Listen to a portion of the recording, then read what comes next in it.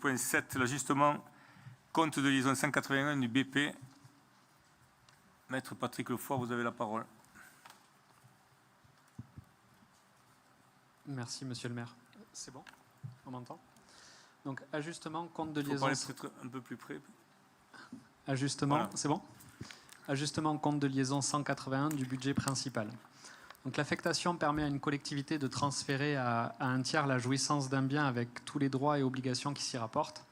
Et budgétairement et comptablement, les opérations de transfert des biens, amortissement et financement qui leur sont rattachés transitent à la fois dans le budget principal et les budgets annexes concernés par le compte de liaison, affectation budget annexe. Régime non personnalisé. À l'issue des opérations, il en résulte que le montant du solde débiteur du compte 181 dans le budget principal doit correspondre à la somme des soldes créditeurs des comptes 181 des budgets bénéficiaires concernés. Le solde débiteur du compte 181 dans les comptes du budget principal de 1 634 781,20 € ne correspond pas à la somme des soldes créditeurs des comptes 181 des budgets annexes. Certains budgets annexes ont été dissous, comme le budget du Golfe, Pic du Gers, eau et assainissement. Et aucun de ces budgets annexes existants, parking, opérations funéraires, unité fermière multiviande, lotissement de la plaine d'Enclade, ne dispose d'un compte 181. Donc il convient d'ajuster le solde du compte 181 du budget principal en enregistrant par opération d'ordre non budgétaire un débit du compte 181 par un crédit du compte 1068 pour 1 634 781,20 €. Projet de délibération. Après consultation de la 8e commission en date du 12 juin 2026, les membres du conseil municipal autorisent le comptable public accrédité de 1 634 781,20 € le compte 1068 pour régulariser le solde du compte 181 et autorise monsieur le maire ou l'élu ayant reçu délégation à signer tout acte et document découlant de la présente délibération. Avez-vous des questions? Je passe la délibération au vote. Qui vote contre? Qui s'abstient? C'est donc adopté. Le point numéro 8, la concession de services publics pour l'exploitation du funiculaire du site du Pic du Gers, le rapport annuel 2025.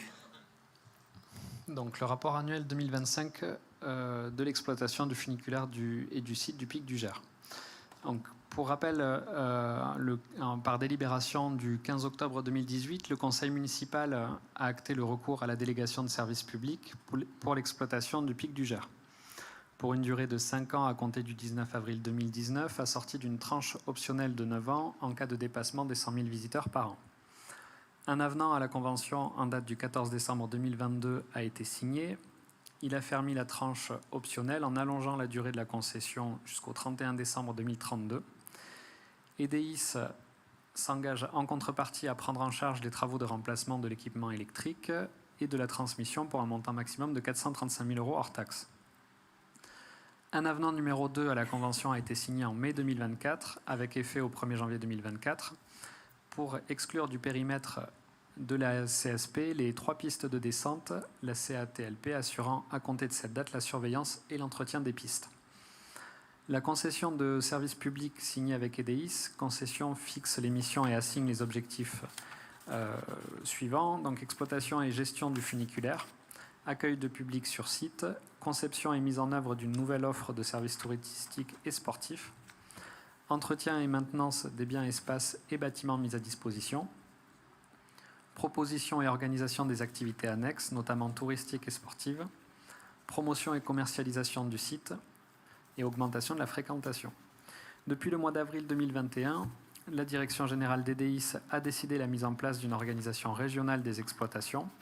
Celle-ci permet de fluidifier les liens entre la Direction générale et les équipes sur site pour assurer un suivi de la politique générale du délégant grâce à une représentation locale d'EDIS. En 2023, l'actionnariat d'EDIS a été modifié. Donc pour le bilan financier, le chiffre d'affaires de l'exercice 2025 s'élève à 995 567 € contre 1 031 641 € en 2024, soit une baisse de 3,49%.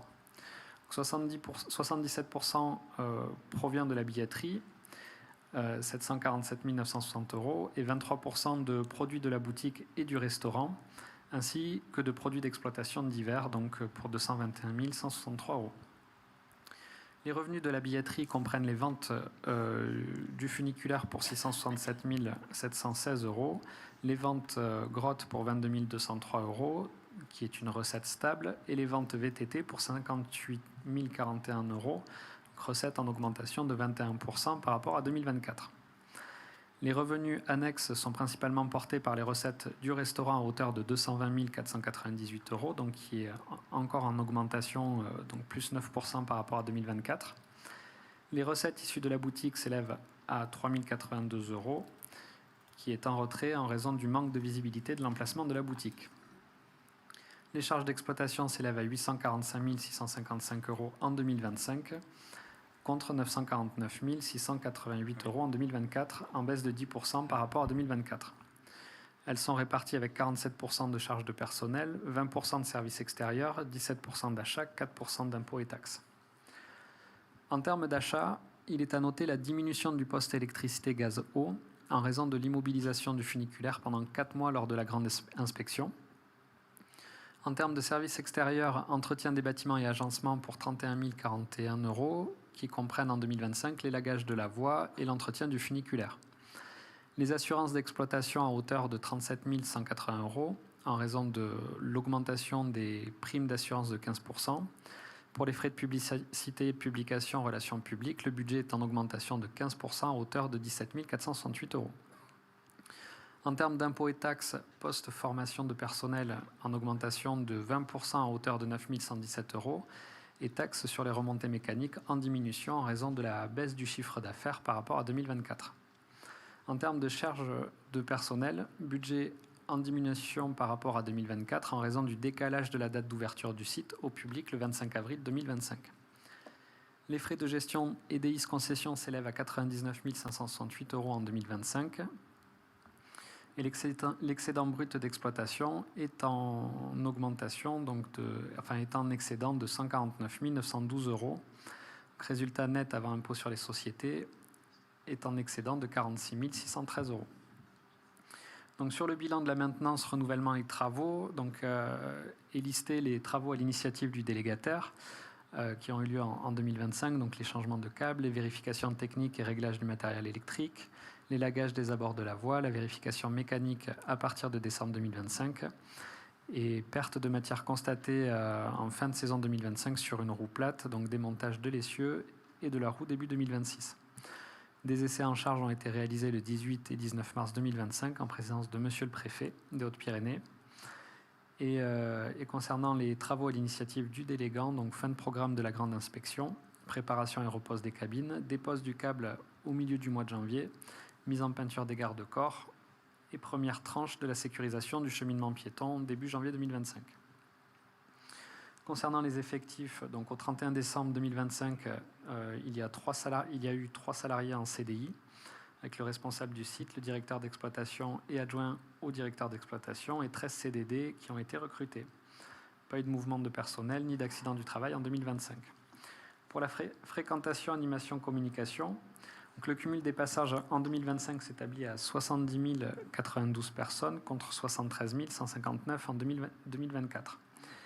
Il est à noter le report de la date d'ouverture du site à fin avril 2025, ce qui a pu générer un déficit de 8 000 passagers. À noter un mois d'août record avec plus de 17 000 passagers. Les mois de plus forte affluence sont les mois de mai, juillet, août et octobre. Donc, la segmentation de clientèle par nationalité démontre une clientèle étrangère à 57% avec en top 3 des clients en provenance du Royaume-Uni, d'Espagne et des pays d'Europe de l'Est. Pour la clientèle française, elle provient d'Occitanie, d'Aquitaine et de régions parisiennes. Il y a eu 16 arrêts d'activité pendant les horaires d'exploitation en 2025. Pour dépannage ou orage, 3 journées de fermeture pour orage le 19 mai, 12 juillet, 27 août.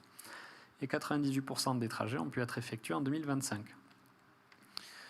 Donc, plusieurs événements ont été organisés sur le site. Donc 16 et 17 avril, Lourdes Pyrénées Summit, organisé par l'Office du tourisme de Lourdes, avec l'accueil de 42 tour opérateurs internationaux. Le 20 avril 2025, le Trail des Gypaètes. Le 17 mai 2025, l'Ascension du Pic du Gers. Le 13 juillet 2025, Rock in Gers. Le 15 août 2025, DJ7 au Pic du Gers. Du 3 juillet au 28 août 2025, les mercredis du Pic du Gers avec Cohésion. Escape Game Outdoor et Rallye Photo Pédestre. Le 19 septembre 2025, Pick and Groove. Et le 25 octobre 2025, Octobre Rose avec la Ligue contre le cancer et les associations Les Petits Pédestres, Terra Nostra, M65 et l'Extraordinaire. Projet de délibération. Après consultation de la 8e commission en date du 12 juin 2026, les membres du conseil municipal, après avis de la commission consultative des services publics locaux et de la commission de contrôle financier réunie le 9 juin 2026, prennent acte du rapport annuel 2025 annexé à la présente délibération, établi par EDIS, le concessionnaire pour l'exploitation du funiculaire et du site du Pic du Gers. Avez-vous des questions? Je passe donc cette délibération au vote. Qui vote contre? Qui s'abstient? C'est donc adopté. Je vous remercie. Le point suivant, l'approbation des comptes de gestion 2025, le budget principal annexe. Monsieur Lefort, vous avez toujours la parole. Merci, monsieur le maire. Donc, le compte de gestion constitue la reddition des comptes du comptable public à l'ordonnateur. Il doit être voté préalablement au compte administratif.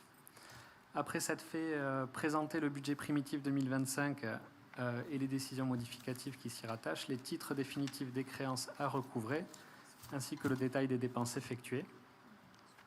Après s'être assuré que le comptable public a repris dans ses écritures le montant de chacun des soldes figurant au bilan de l'exercice et qu'il a procédé à toutes les opérations d'ordre qui lui a été prescrit de passer dans ses écritures. Les opérations de recettes et de dépenses paraissent régulières et suffisamment justifiées. Pour chacun des budgets de la ville, budget principal et les 4 budgets annexes, donc parking, opérations funéraires, unité fermière multiviande et lotissement de la plaine d'Enclade, il convient de statuer sur l'ensemble des opérations effectuées du 1er janvier 2025 au 31 décembre 2025, y compris celles relatives à la journée complémentaire et sur l'exécution des budgets de l'exercice 2025 en ce qui concerne les différentes sections budgétaires. Les comptes de gestion dressés pour ces 5 budgets pour l'exercice 2025 par monsieur le responsable du service de gestion comptable, visés et certifiés conformes, n'appellent ni observation ni réserve de notre part. Les comptes de gestion 2025 de monsieur le responsable du service de gestion comptable sont soumis à votre approbation. Donc, projet de délibération.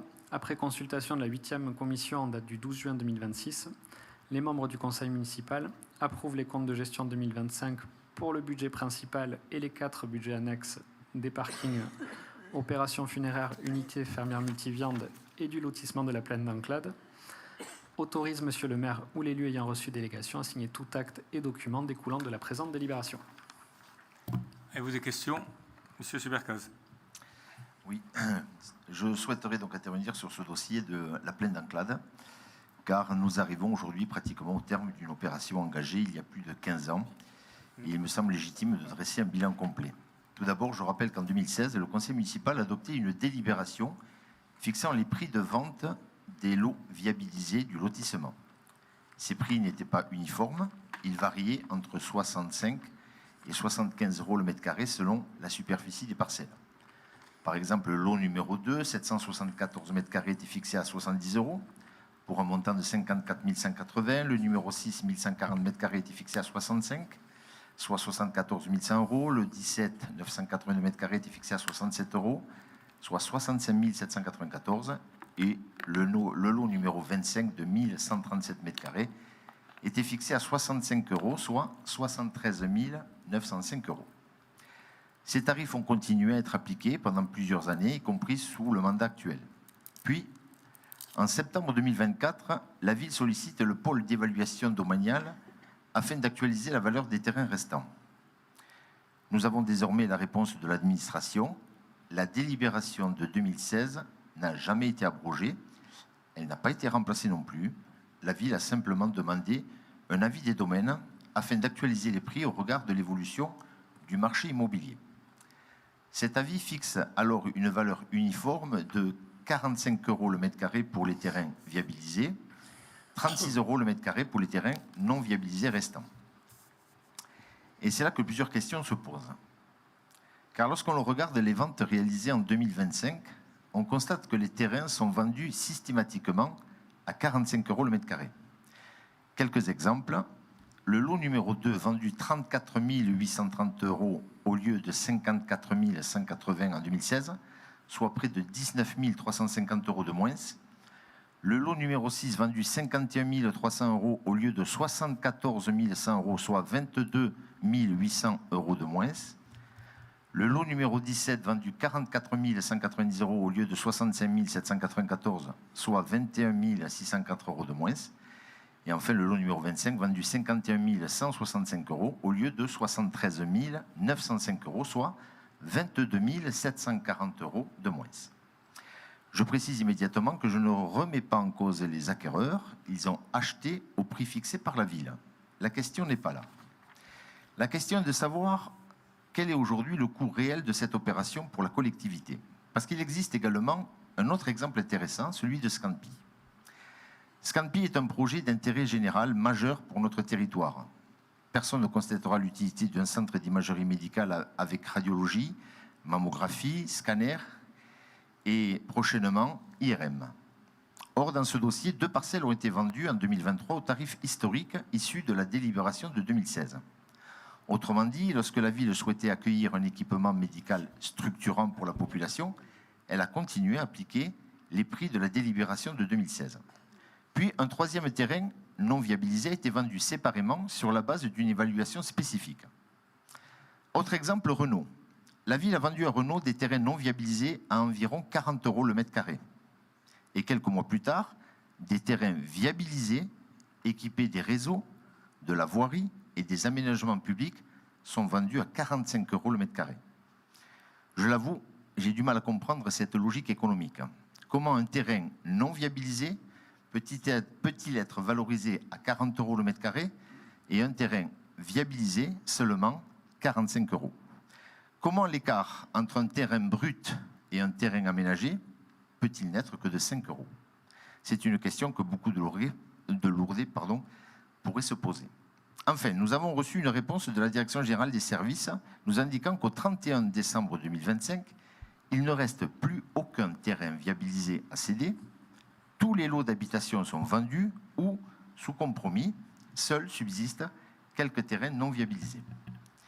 Et nous arrivons donc au moment du bilan.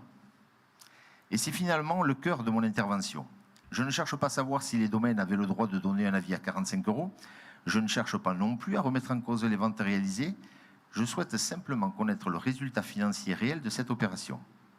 Quel a été le coût total du lotissement pour la collectivité depuis son origine? Quel est le prix de revient réel du mètre carré en intégrant l'acquisition foncière, les études, la voirie, les réseaux, les aménagements et l'ensemble des dépenses du budget annexe? Les ventes réalisées permettent-elles de couvrir intégralement ces dépenses? Ou bien restera-t-il un déficit qui devrait être absorbé par la collectivité?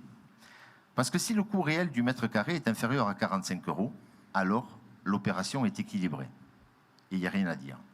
Mais si le coût réel du mètre carré est supérieur à 45 €, alors cela signifie qu'une partie du coût de l'opération aura été prise en charge collectivement par les contribuables lourdais au profit d'acquéreurs privés. Et c'est précisément ce point qui mérite aujourd'hui d'être éclairci de manière transparente devant notre Assemblée. Je vous remercie. Merci. Maître Lefort. Oui, donc je peux apporter pas mal d'éléments de réponse. Déjà sur toute la présentation et notamment de l'historique lié à la délibération qui a été approuvée en 2016 avec une fixation de prix de vente. C'est vrai que dans votre exposé, vous parliez de pourquoi est-ce qu'elle n'a pas été abrogée sans vouloir remettre en cause les ventes qui arrivent. Mais j'aimerais quand même apporter un point de précision là-dessus, puisque lorsque les prix ont été fixés en 2016, ils sont fixés sur une base d'un avis des domaines qui est souvent valable uniquement 2 ans. Et même cette délibération, elle concerne plutôt, on va dire, une politique générale de fixation des prix sur lesquels vous vous êtes basé à un instant économique précis, à un instant T, et l'évolution du marché a fait que les domaines ont émis des avis différents, mais systématiquement, nous nous sommes rapprochés des domaines pour remettre à jour l'évaluation du prix au mètre carré des terrains, puisque même si on reprend l'historique des ventes qui ont eu lieu depuis la mise en place finalement de cette délibération, en tout cas du lotissement de la plaine d'Enclade, chaque année, il n'y a pas eu plus de ventes, et systématiquement, les ventes, et ça c'est très important de le savoir, les clients, enfin en tout cas les acheteurs, recherchent un prix, un peu moins une surface. Et quand on regarde l'historique des prix des précédentes sessions, on peut le voir, novembre 2015, 45 000 euros pour 600 mètres carrés. Juin 2019, 41 600 euros pour 554 mètres carrés. 54 740 euros pour 782 mètres carrés. En fait, les Lourdais et les acheteurs vont chercher un prix, et souvent pour le prix du terrain à bâtir à Lourdes, ne souhaitent pas dépasser les 50 000 euros pour acheter, parce que derrière, nous avons le prix de la construction, et qui à l'époque était un autre prix aussi. On n'avait pas toutes les réglementations actuelles que l'on a liées à la réglementation environnementale 2020. Donc le coût d'une construction à l'époque, en 2015-2016, on pouvait être aux alentours de 150 000 euros, quand aujourd'hui on est à un peu plus de 200-250 000 euros avec toutes les normes actuelles. Donc forcément, le prix du terrain à bâtir est impacté avec les nouvelles normes actuelles.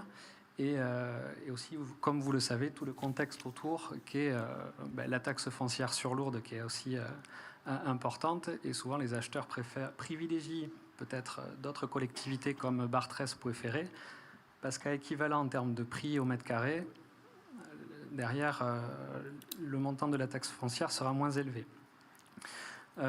Donc ça, c'est vraiment pour rappeler peut-être le contexte économique.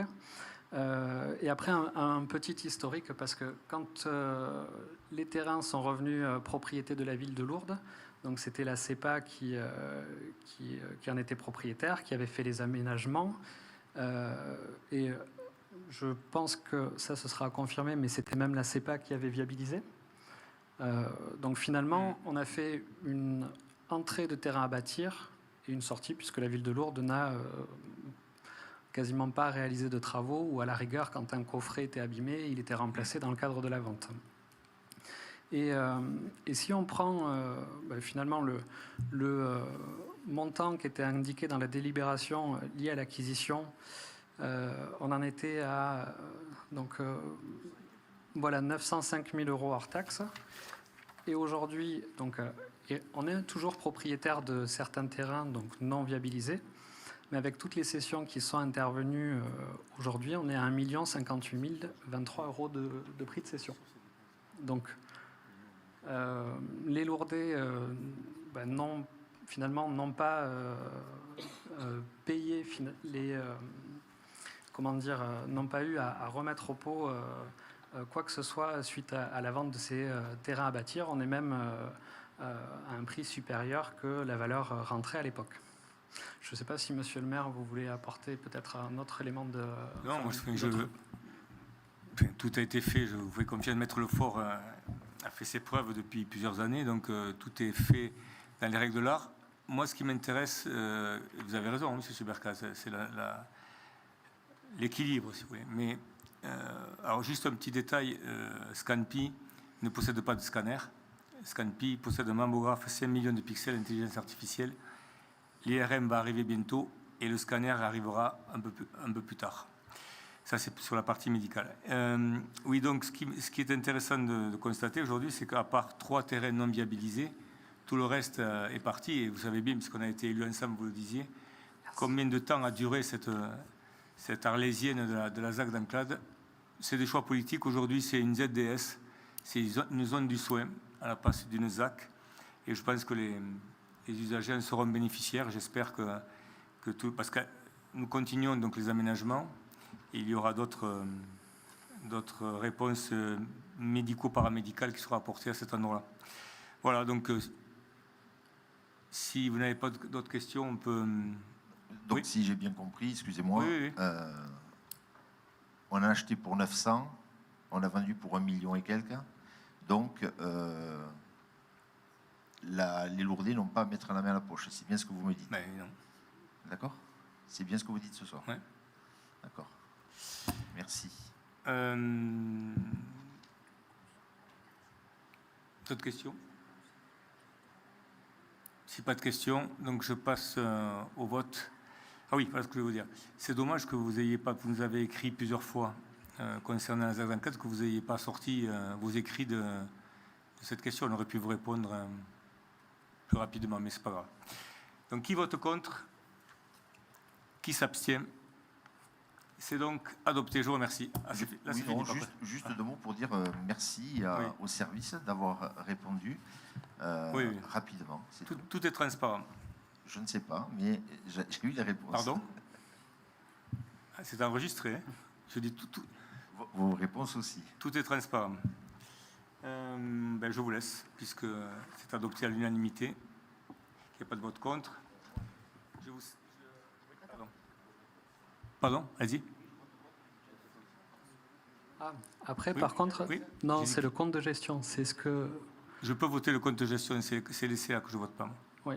Oui. D'ailleurs, c'est vrai que le compte de gestion, c'est le retour de la Direction générale des finances publiques sur nos comptes. C'est uniquement ça.